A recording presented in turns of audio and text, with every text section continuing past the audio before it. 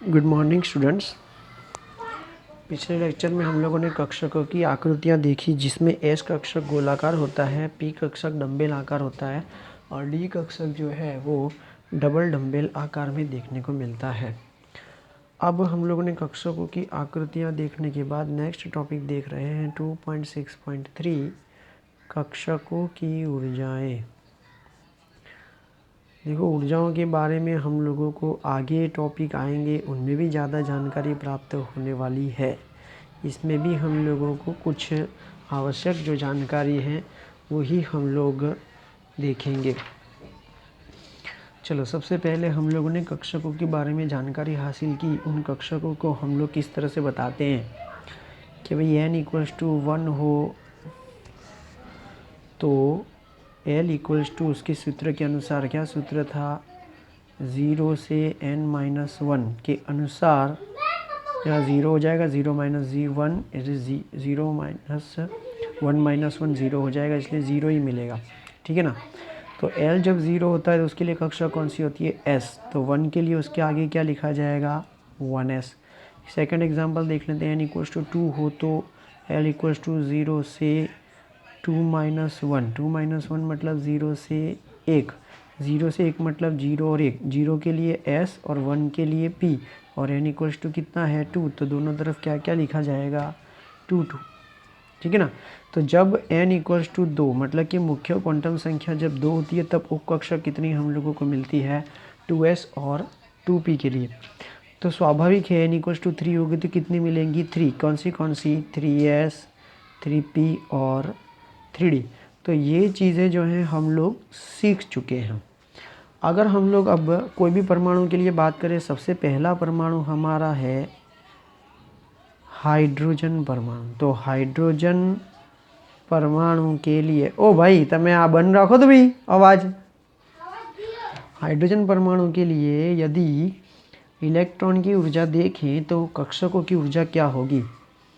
परमाणु के लिए कक्षकों की ऊर्जा का क्रम कैसे होगा, कक्षकों की ऊर्जा का क्रम कैसे होगा, ऐसे होगा कि 1s के बाद 2s और 2p, उसके बाद 3s 3p और 3d के अनुसार अगर देखें तो 1s से अधिक 2s 2p होगी, 2s से अधिक 3p 3s होगी। उसका मतलब, और इसमें यह है कि भाई 2s और 2p इन दोनों की ऊर्जा हाइड्रोजन के लिए समान है, जबकि 3s 3p और 3d उनके लिए ऊर्जा समान है। तो 1s से अधिक ऊर्जा किसकी, 2s और 2p दोनों की, क्योंकि दोनों की ऊर्जा समान है। उससे अधिक किसकी, कक्षकों की ऊर्जा अधिक होगी। तो जब मुख्य क्वांटम संख्या 3 आएगा तब यही ट्रेंड आगे चढ़ता जाएगा, 4s बराबर 4p लगातार चलता जाएगा। लेकिन ये सिर्फ किसके लिए है, ये सिर्फ हाइड्रोजन परमाणु के लिए। और उसकी कक्षकों की ऊर्जा किस पर डिपेंड करती है, मुख्य क्वांटम पर। भाई 1 से 2 पर जाएंगे तो बढ़ जाएगी, 2 से 3 पर जाएगी तो बढ़ जाएगी। उसमें 3s 3p 3d हो, उससे उसको कोई लेना देना नहीं है। हालांकि अगर 2s और 2p दोनों की ऊर्जा समान है या 3s 3p 3d की ऊर्जा समान है, फिर भी जो है यहाँ पर 2s और 2p के लिए यहाँ पर हम लोग ऐसा मानेंगे कि उनकी आकृतियाँ तो भिन्न हैं, परंतु उनकी ऊर्जा क्या है, बराबर होने वाली है। जब आकृति समान हो लेकिन आकृति भिन्न हो और ऊर्जा समान हो, जैसे कि 2s और 2p, s की आकृति गोलाकार, p की आकृति डंबल आकार, लेकिन उनकी आकृति भिन्न है परंतु उनकी ऊर्जा क्या है, समान है। तो ऐसी समान ऊर्जा वाले जो कक्षक होती है ना, उन कक्षकों को समभ्रंश, इंग्लिश में डीजनरेट कहा जाता है।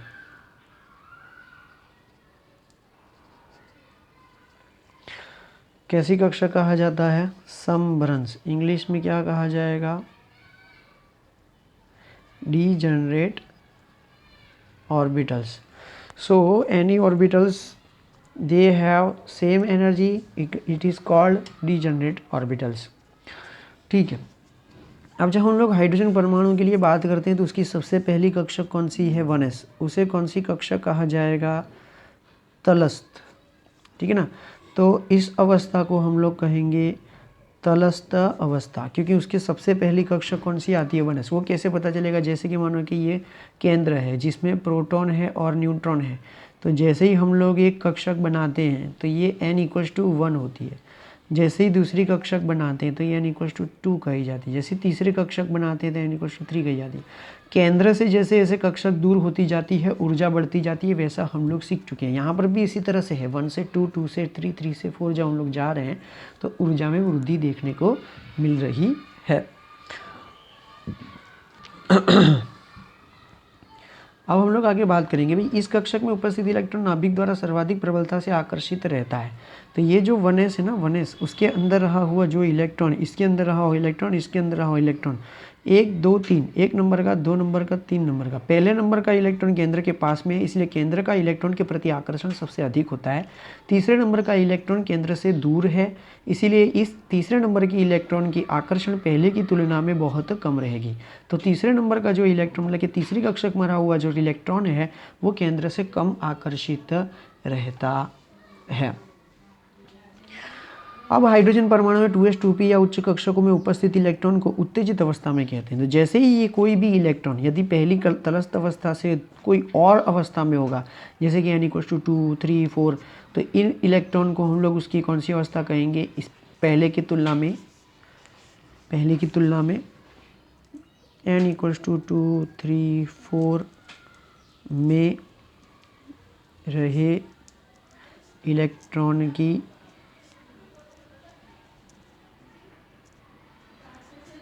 पहली कक्षा की तुलना में उत्तेजित अवस्था कहा जाएगा। ठीक है ना। तो पहली जो है ना 1s, वो तलस्थ अवस्था हो जाएगी। लेकिन जब कोई भी इलेक्ट्रॉन मुख्य क्वांटम अंक 2, 3, 4 में होगा, एक से अधिक, तो उसे कहा जाएगा उत्तेजित अवस्था में रहा हुआ इलेक्ट्रॉन। ठीक है ना। चलो अब हम लोग इसमें आगे बढ़ेंगे और इसमें थोड़ी सी हम लोग जानकारी को जो है वो थोड़ा सा शॉर्ट में बताते हैं, क्योंकि आगे जो है ये हम लोगों को कहीं भी काम में आने वाली नहीं है। ओके। और ये जो नियम है वो हम लोग नेक्स्ट नियम के अंदर इसके बारे में और ज़्यादा चर्चा करेंगे। इतना समझो कि मैंने इलेक्ट्रॉन का आकर्षण का प्रभाव मैंने आप लोगों को यहाँ पर बताया कि भाई केंद्र से इलेक्ट्रॉन जितना दूर होगा ना, उसको आकर्षण करने की क्षमता वहाँ पर जो है वो कम देखने को मिलेगी। अर्थात उसको आकर्षण करना होगा तो उसकी तरफ जो है उसको अधिक ऊर्जा देनी पड़ती है। ठीक है ना। वैसे भी अगर हम लोग कक्षकों के ऊर्जा का क्रम देखें तो कक्षकों के ऊर्जा का क्रम यदि हम लोग देखें तो कि भाई S, P, D और F, ठीक है ना। तो S की अधिक ऊर्जा, ठीक है, किसी भी एक मुख्य क्वांटम संख्या के लिए, कि अगर हम लोग क्वांटम संख्या लिखें तो कोई भी किसी भी एक मुख्य क्वांटम संख्या के लिए कक्षकों की ऊर्जा का क्रम इस तरह से होगा कि S में अधिक ऊर्जा होगी, P में कम, D में कम और F में सबसे कम ऊर्जा देखने को मिलती है। ऐसा क्यों हो रहा है? क्योंकि उच्च ऊर्जा स्तरों में यह अंतर कैसा हो जाता है, अधिक हो जाता है। जैसे जैसे हम लोग दूर चले जाते हैं ना, वैसे वैसे वहाँ पर जो है उसका आकर्षण कम हो जाता है, इसीलिए ऊर्जा भी वहाँ पर देखने को कम मिलती है। चलो अब हम लोग नेक्स्ट बात करते हैं। इस विषय में हम लोग ज़्यादा चर्चा करेंगे, जब हम लोग क्लास में मिलेंगे तब हम लोग ज़्यादा चर्चा करेंगे। फ़िलहाल हम लोग आगे बढ़ते हैं। 2.6.4 में ये मेन चीज़ है, मैं देख लेता हूँ, नहीं वो तो कोई नए में ही बना देते हैं। चलो 2.6.4 परमाणु में कक्षकों का भरा जाना। 10 मिनट हो गए, 15 मिनट। परमाणु में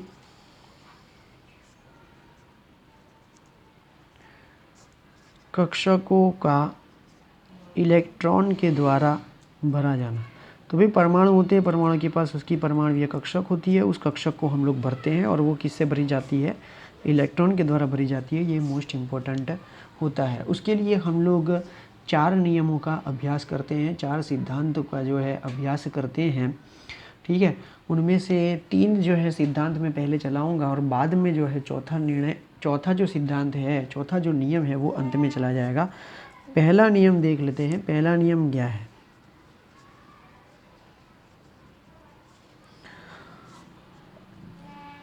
पहला नियम है ऑफबाउ नियम। ठीक है, जर्मन भाषा में ऑफबाउ शब्द का अर्थ निर्माण होना होता है। कक्षकों का निर्माण होने का अर्थ है कि कक्षकों का इलेक्ट्रॉनों द्वारा भरा जाना। पहला नियम, लेकिन इसका नियम क्या है? ये तो हम लोग समझ रहे हैं कि भाई कक्षकों में इलेक्ट्रॉन को हम लोग भर रहे हैं, वो तो बात बराबर है, लेकिन इसका नियम क्या है? नियम ये है कि परमाणुओं की तटस्थ अवस्था में कक्षकों को उनकी ऊर्जा के बढ़ते क्रम में भरा जाता है। अर्थात ऐसा हुआ कि इलेक्ट्रॉन को पहले उस कक्षक में भरा जाएगा जिसकी ऊर्जा कम होगी। ठीक है, अब वो कक्षक जब संपूर्ण रूप से भर जाए फिर हम लोग उससे अधिक ऊर्जा वाली कक्षकों में इलेक्ट्रॉन को भरते हैं। तो उसका मतलब ये हुआ कि पहले इस नियम में हम लोगों ने ये देखा कि सबसे कम ऊर्जा वाली कक्षकों में इलेक्ट्रॉन को सबसे पहले भरा जाता है।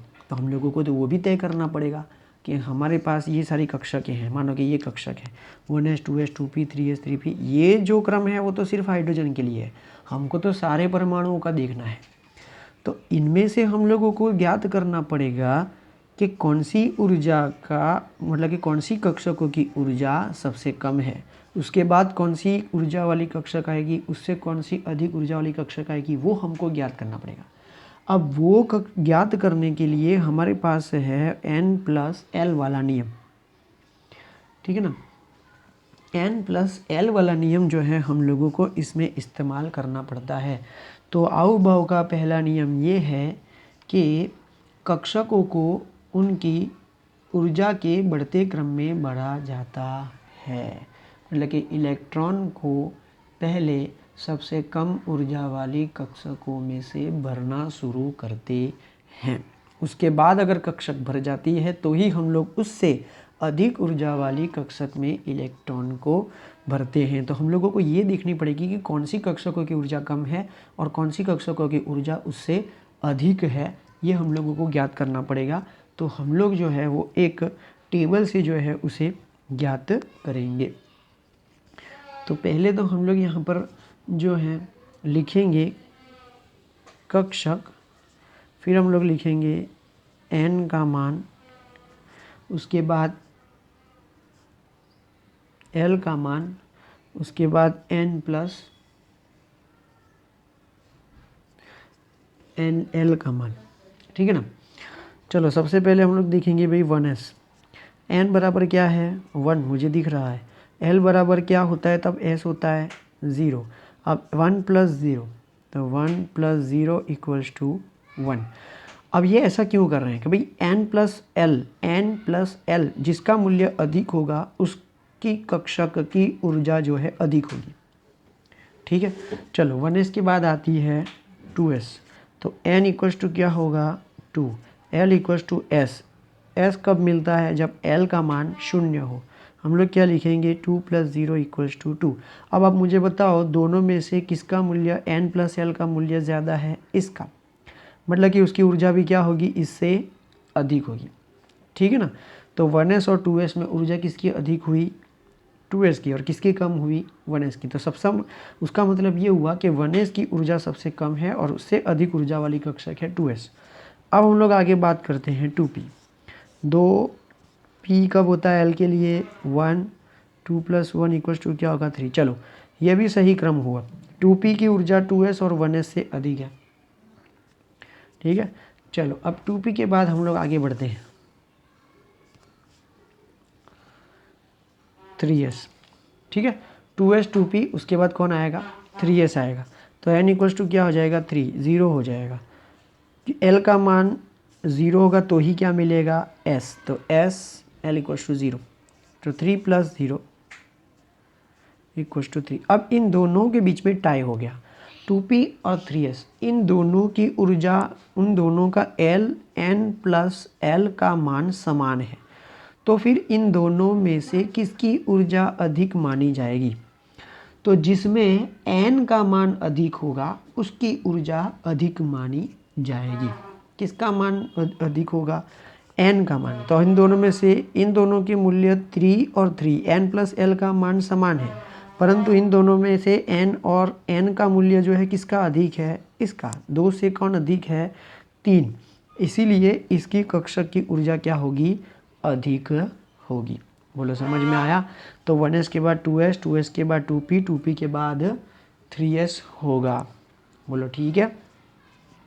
चलो अब 3p, तो यहाँ पे मैं लिखता हूँ 3, p के लिए l का मान क्या होगा? 1, 3 + 1 = 4। चलो 3p का मान 3s से क्या है? अधिक है। अब हम लोग देखना चाहते हैं 3d, क्योंकि 3p के बाद कौन आता है? अगर हम लोग गिनती करें तो 3p के बाद मान आता है 3d का। तो हम लोग लिखेंगे यहाँ पर 3, और d के लिए l का मूल्य क्या होगा? SPD 0 1 2, तो यहाँ पे आएगा 2। तो 3 + 2 = क्या हो गया? 5 हो गया। चलो तो 3p से अधिक इसकी ऊर्जा 3d है। अब 3d यहाँ पे फिनिश हो गया, तो n = कौन आएगा? 4। तो उससे क्या मिलेगा? 4s, 4p, 4d और 4f। तो उसके बाद कौन आएगा? 4s। चलो तो n = क्या होगा? 4। s = l के मूल्य क्या होगा? 0। ए बेटा મૂકી દે ને, અવાજ ના કર, આ કંઈ અત્યારે થોડી પતંગ આવી છે, તું અત્યારે એ કરવા માંડે, મૂકી દે અને ઓલું સૂઈ જા ચાલ। तो 4 + 0 इस, हाँ 4 + 0 = कितना आया? 4। ओ तेरी, ये तो लोचा हो गया। उसका मतलब ये हुआ कि 3p और 4s इन दोनों के मध्य टाई हो रहा है। इन दोनों के मध्य क्या हो रहा है? यहाँ पर टाई जो है वो देखने को मिल रहा है। तो उसका मतलब ये हुआ कि 3d अभी 3p के बाद 3d नहीं आएगी, क्योंकि उसका मूल्य क्या है? 5 से कम है। 4s का मूल्य 3d के मूल्य से, 4s का मूल्य 4 है, 3d का मूल्य 5 है। इसका मतलब ये हुआ कि 3d 4s से पहले नहीं आएगा, मतलब कि 4s की ऊर्जा का मान 3d से अधिक नहीं होगा। अर्थात ये चीज़ यहाँ पर आएगी नहीं, क्योंकि इन दोनों के बीच में टाई हो गया है। तो अब 3p और 4s में किसकी ऊर्जा अधिक होगी? 4s की। अब ये बीच में से हट गया है, तो इसको नीचे लिखते हैं 3d। तो हम लोग लिखते हैं n = 1, d = 1। तो अब नहीं 0 1 2, हाँ SPD 0 1 2, तो यहाँ पे आएगा 2। तो 3 + 2 = 5 हो गया। तो अब हम लोगों को अब बिल्कुल सही में पता चल चुका है कि 3s के बाद 3p आएगा, लेकिन ऊर्जा के मुताबिक 3p के बाद 3d की जगह 4s आएगा। 3d आएगा नहीं। 3d कब आएगा? ऊर्जा में, ऊर्जा के क्रम के अनुसार 4s के बाद में आएगा। 3d का क्रम कब आएगा? 4s के बाद में आएगा। अब 3d का उपयोग हो गया, 3d हो गया, 4s हो गया, 4p देख लेते हैं। 4p करोगे 4 SP 0 1, 4 + 1 = 5। दोनों में टाई हो गया, लेकिन किसकी ऊर्जा किससे अधिक है? तो जिसका मान n का मान अधिक होगा, ठीक है ना, n का मान अधिक होगा उसकी ऊर्जा अधिक हो जाएगी। तो भले ही यहाँ पे 5 5 जवाब आया, लेकिन n का मान अधिक होने से 4p की ऊर्जा क्या हो जाएगी? अधिक हो जाएगी। उसका मतलब 3d से ऊर्जा किसकी अधिक होगी? 4p की होगी। अगर आप लोग इसी तरह से चलते जाओ ना, तो वैज्ञानिकों ने इसी तरह से जब चलते जा रहे हैं तो उनको सबका क्रम पता चल रहा है कि 1s से अधिक 2s होता है, 2s से अधिक 2p ऊर्जा होती है, फिर 3s होती है, फिर 3p होता है, फिर 3d नहीं आता है, फिर कौन आता है? 4s आता है। 4s के बाद कौन आता है? 3d आता है। 3d के बाद कौन आएगा? 4p आएगा। उसी तरह से आगे बढ़ते हुए जाएंगे तो हमको बहुत अलग अलग क्रम देखने को मिलेंगे। उस क्रम को वैज्ञानिकों ने एक चित्र के द्वारा दर्शाया है। वो चित्र जो है हम लोग यहाँ पर बनाएंगे। ये हम लोग क्यों सीख रहे हैं? ये हम लोग इसलिए सीख रहे हैं क्योंकि जब हम लोग परमाणुओं की कक्षकों में इलेक्ट्रॉनों को भरा जाएगा तो हम लोग सबसे पहले वो कक्षकों भरेंगे कि जिसकी ऊर्जा कम होगी, ठीक है ना। इसीलिए वो ज्ञात करने के लिए तो उस चित्र को हम लोगों को याद रखना है। वो चित्र को याद इस तरह से रखेंगे, मैं जैसे लिखूँगा वैसे आपको लिखना है। 1s, 2s, 3s, 4s, 5s, 6s, 7s, आगे नहीं बढ़ेंगे, हमारा लेवल इतना ही है। देखो अब 1p कभी नहीं होता, तो होता है 2p, 3p, ये आपको याद करना है, 4p, 5p, 6p, 7p। देखो 3d कभी नहीं होता, SPD 3d कभी नहीं होता, 2d कभी नहीं होता है, वो 3d से होता है। 3d, 4d, 5d, 6d। देखो 3f कभी नहीं होता, 4f होता है, 4f, 5f। तो सबसे पहले हम लोग ऊर्जा भरेंगे 1s कक्षक में, इलेक्ट्रॉन को उसके बाद भरा जाएगा घूम के, वो जो है ना घूम के आएगा 2s में, फिर वो घूम के वापस आएगा 2p में, फिर 2p में से कहाँ जाएंगे 3s में। देखा ये रहा ना, 2p में से किस में गए 3s, 3s में से कहाँ जाएंगे 3p, 3p में से कहाँ जाएंगे 4s में। ये घूम के आए 3s में से गए 3p में, और 3p से गए 4s में। 4s से कहाँ जाएंगे, देखो 4s के बाद कौन सी कक्षक आ रही है 3d, 3d के बाद कौन सी आ रही है 4p। तो 4s के बाद